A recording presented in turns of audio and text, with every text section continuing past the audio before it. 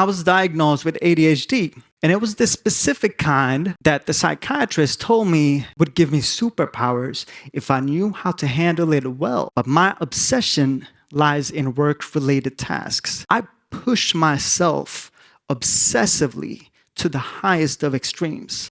And now, our first talk of the day. He is a dancer, creative polymath, UX consultant, design mentor. Very happy to introduce to you, give a big warm hand for Anik Devon.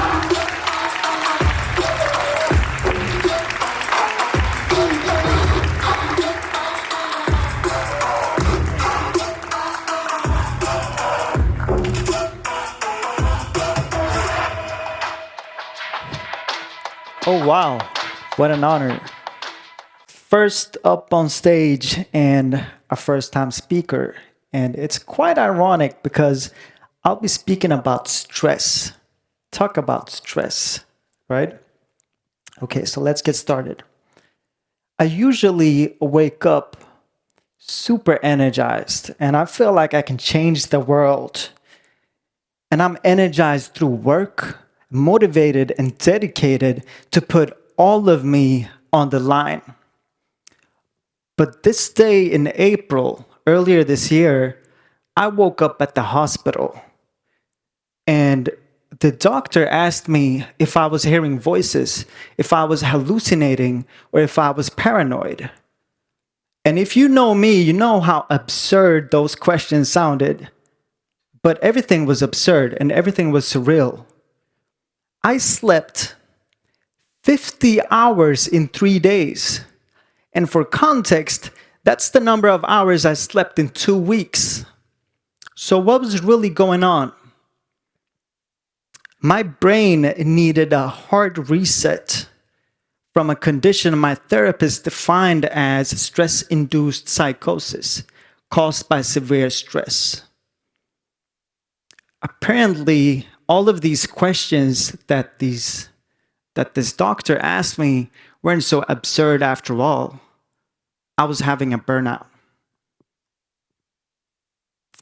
And when you are in a state of stress-induced psychosis, you're in a state of derealization. I had days when I felt like I was an audience to my thoughts and my emotions. I was constantly in a bubble, looking at myself from the outside. And that's really what derealization feels like. You feel like you have all these heightened senses. And not only do you have these heightened senses, you're constantly being overly self-aware.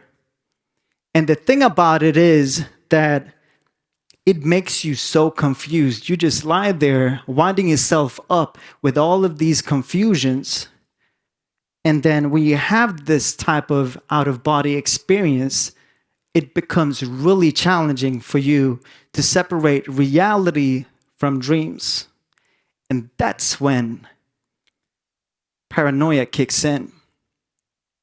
Paranoia became really heavy for me when things were spiraling out of my control. I started to feel like I was trapped in this dream, and all I really wanted to do was just wake up and live my life as normal every single day for several weeks. And it got to the point where I started to take pictures and notes of everyday events because I thought in my mind that if I was able to trace back and look at the next day of photos and notes that I took the day before, I was able to tell if those experiences were real or not. That kept me sane. And it's actually quite funny when I look through my phone of those images during that time of my life, because I had all sorts of random images. But let me take you back to the backstory of how this all really started. And let's see if there are any patterns that you could relate to as well, because I'm sure you will. It started off at age 23. I was diagnosed with ADHD. And it was this specific kind that the psychiatrist told me would give me superpowers if I knew how to handle it well. And of course, being the optimist that I am, that was the only part that I focused on. She did also warn me that I could burn out later in life if I didn't pay close attention to my bodily needs. But that wouldn't happen to me, right? So I just focused on my superpowers. And I put that effort in my studies, at work, and in my everyday life. I'm extremely energetic, and I'm able to juggle multiple things at the same time. And I was working at multiple projects at the same time, super intensely. And the thing is, when I don't, I get bored. And I feel so understimulated. But after a couple of years, I was diagnosed with diabetes. So I started to pay attention to my health, and I started meditating. I started cutting off sugar, and I did all the right things to get my blood sugar level to a balanced state. And I did, which just made me feel more like a superhuman. I felt like I could combat anything that came my way. And the thing about being this obsessive type of person that I am, I have this personality type that is called obsessive addictive personality. And luckily, I'm not into drugs. I'm not into gambling or any of that other stuff. But my obsession lies in work-related tasks. I am driven by learning new skills, taking on new projects, and continuously climbing the ladder to become the best that I can be. It comes to the point where I don't just finish the job, but I make sure that every cell in my body knows exactly what I need to do in order to get to the top. I push myself obsessively to the highest of extremes. And the thing about obsessive people to this extent is that we're in one way or form control freaks. I am no different. And it has helped me a lot in my professional life, but it's also very unhealthy. I'm trying to optimize every single second of my time in order to fully utilize my days. And I track all of this. And at the end of each week, I review all of this data to try to see what I can do better the next week. And in the design world, we call this data-driven design, right? And that's basically what I'm doing. I see myself as a project. I'm a product, I'm an app that I can continuously add features to and improve myself to become the better version of myself. So was this the tipping point? Not really. Like most men, I was emotionally incarcerated, and that helped tip the scale. Being bullied as a child, being an outcast, having an emotionally unavailable father who was mostly absent, have a lack of proper guidance, made me feel like I could close the emotional door subconsciously. But the thing is, we grow up in a society where it's perfectly okay for us men to avoid talking about emotions and close that door. So I just felt like I was doing the right thing. But the thing about this is, it does not make me a unique case. Each one of us are prone to fall into this trap because all I'm really talking about are things that are normal in life. And this becomes really hard for those that are stuck in the mindset of working really hard. Because the thing about working hard is that you start to pay less attention to the things that need equal amount of attention. And that's how we create this imbalance, and it turns out to give you a burnout of some kind. I realized that it wasn't really the load that I carried. And it wasn't really the fact that I'm a hard worker that got me to the position where I'm at today. But it was the fact that I didn't pay enough attention to all of the pillars in my life. And my psychotherapist told me that I need to start pay attention to how I balance my energy levels. I need to become more aware of my bodily needs. But I spent all this time in my life thinking of myself as a machine. But as a human, I can't engineer those humanly needs. And it's nothing that I can measure with metrics. It's not a set of data.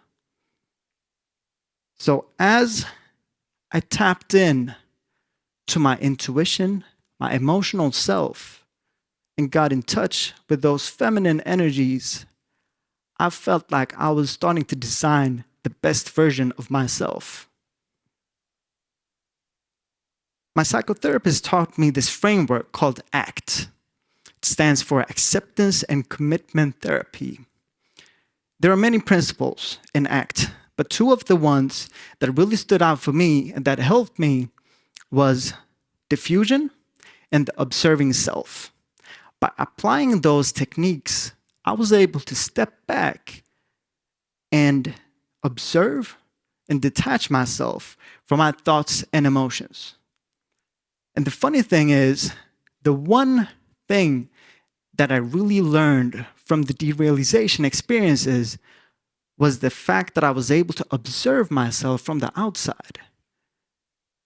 So I took that negative experience and I turned it into something positive.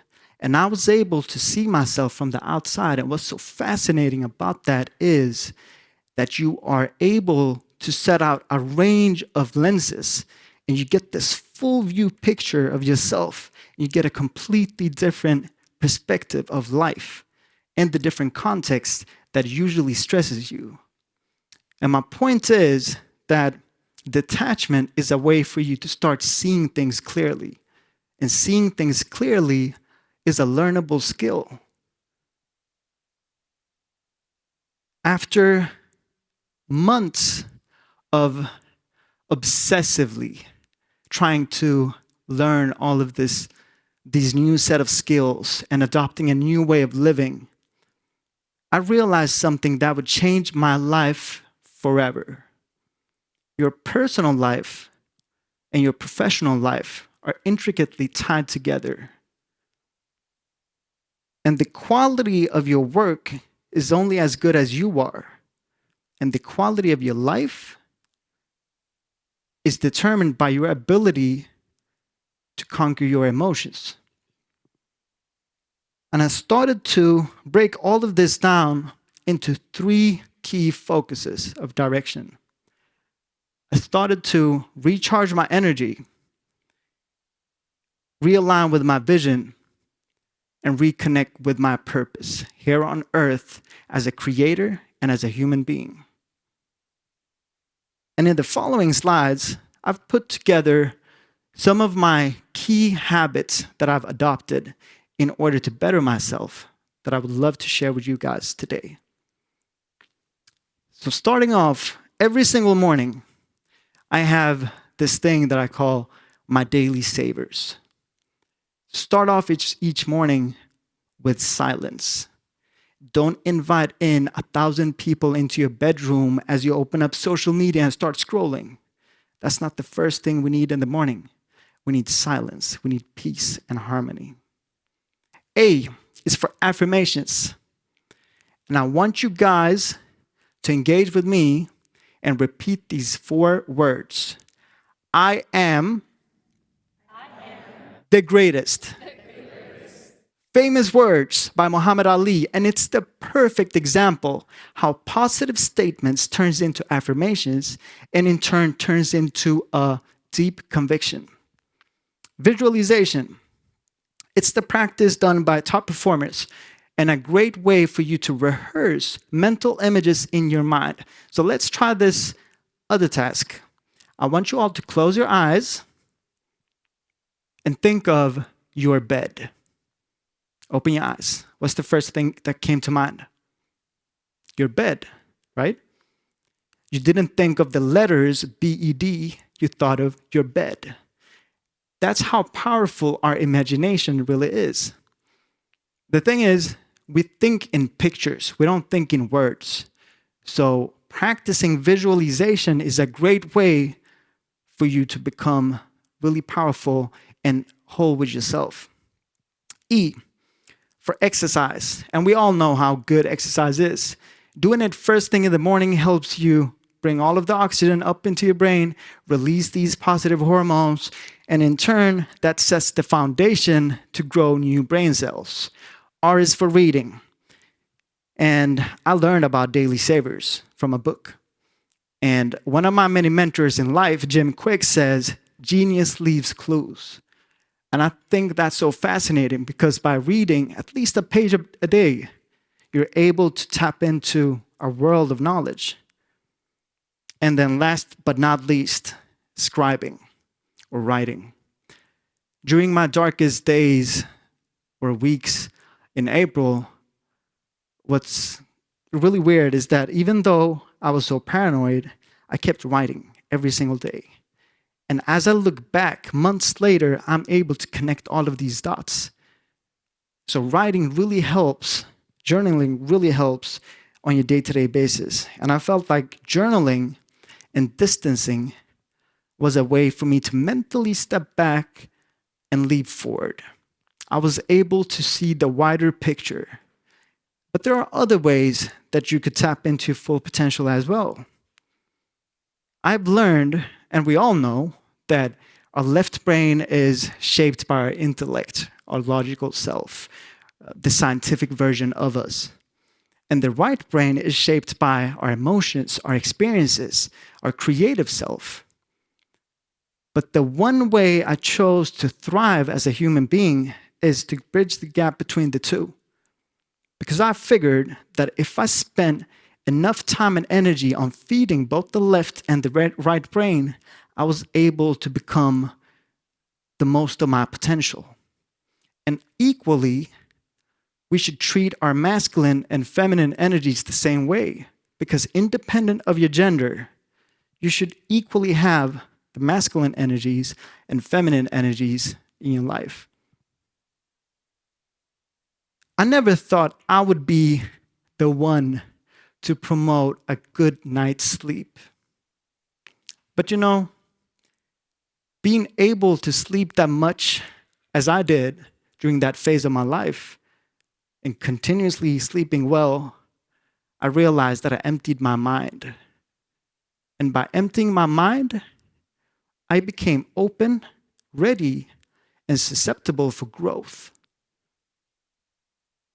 And I want to leave you guys with the fact that I've been on both ends of the spectrum, right?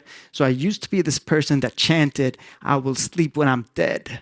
And I worked myself and I burned myself out. But today, I feel like I'm in a more spiritual and a more content place in my life where I can still work hard, but I will pay as much attention on working on myself. Because as we know, and as we have learned by now, your life is a reflection of your conscious and subconscious emotions. Thank you.